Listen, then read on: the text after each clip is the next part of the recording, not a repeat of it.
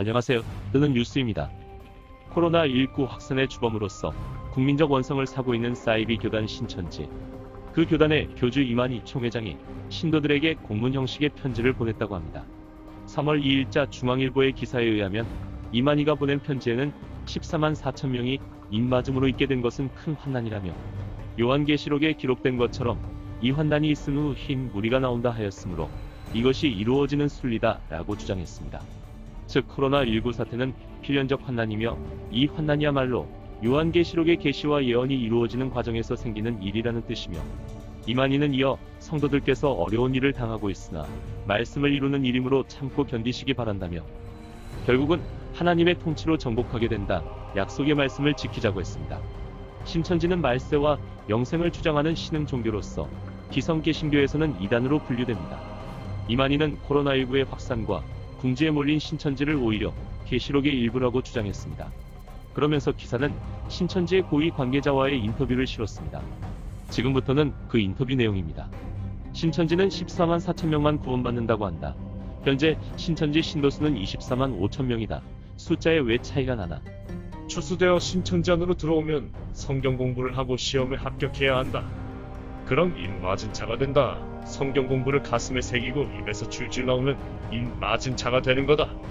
그런 뒤에 신천지 입교에 12지파에 소속된다. 그런데 입맞았다고 끝나는 게 아니다. 입맞고 나서도 교리에 더욱 충실해야만 14만 4천 명 안에 들어가 구원을 받는다. 그 심판은 예수님이 한다. 말세의 때가 언제라고 보나?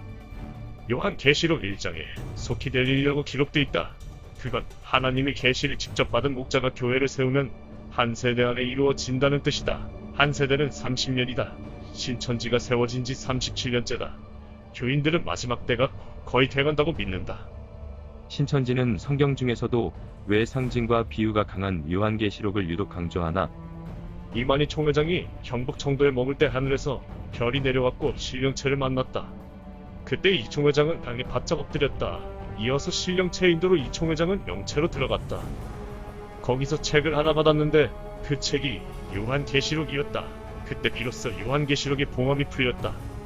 하나님의 계시를 직접 받았으니까 그 전까지는 계시록에 담긴 비밀을 푼 이가 아무도 없었다. 이만희 총회장은 지금도 영계와 교통을 하고 있다. 이만희 총회장은 신천지를 설립하기 전에도 이단 종교를 전전했다. 박태선 장로의 신앙촌이나 과천에 있던 류재열의 장막성전에서도 신앙생활을 오래 했다. 현재 신천지에서 사용하는 교리와 용어도 상당 부분 그들로부터 차용하지 않았나? 전도관에 몸담은 적도 있고 1960년대 말과 70년대에는 장막성전에서 활동했다. 12.6 이후 신군부가 등장하면서 종교계에도 개혁이 있었다. 교단에 가입되지 않은 교회와 사찰을 모두 철거했다. 과천에 있던 장막성전도 그때 와해됐다. 장막성전은 목사 7명이 하나님께 직접 계시를 받고 설교하는 곳이다. 지교회를 80개나 세울 만큼 당시 세력이 강했다. 장막은 하나님이 계신 것을 뜻한다. 그때는 과천의 장막성전에 하나님이 계셨다. 그 뒤에 장막성전의 목회자가 죄를 지으면서 하나님이 떠나셨다.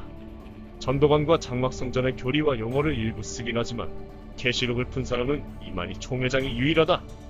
예전에는 과천 장막성전에 하느님이 계셨지만 지금은 신천지에 계신다. 그래서 신천지도 장막이란 명칭을 사용한다. 신천지의 원래 명칭은 신천지 예수교 증거 장막성전이다. 장막이 있음을 증거하는 성전이란 의미다. 신천지 교인에게 이만희는 누구인가? 마지막 날을 대비하는 마지막 선지자다. 그래서 약속의 목자다. 요한계시록 10장의 책을 받는다고 돼 있고 11장의 나팔을 불기 시작한다고 돼 있다. 계시록 19장에는 혼인 잔치 이야기가 나온다.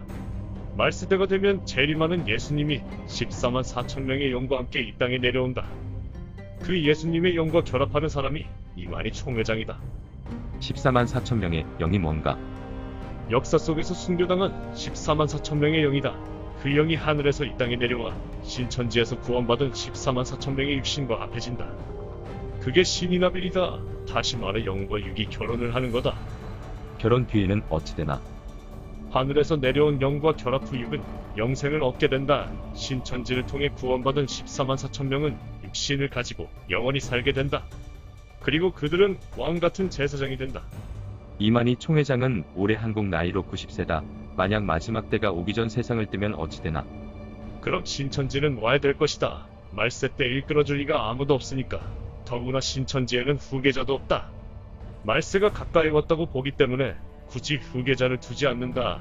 하늘에서 내려온 영과 결합하면 어차피 영생을 산다고 보기 때문이다. 네, 이상 신천지 지도부의 인터뷰를 보셨는데요. 신천지에서 그토록 신성시하는 이만희 사망 이후에는 신천지 교단이 어떻게 되는지가 인터뷰 내용에 없어 아쉽습니다. 그게 제일 궁금한데 말이죠. 이상 뜨는 뉴스였습니다.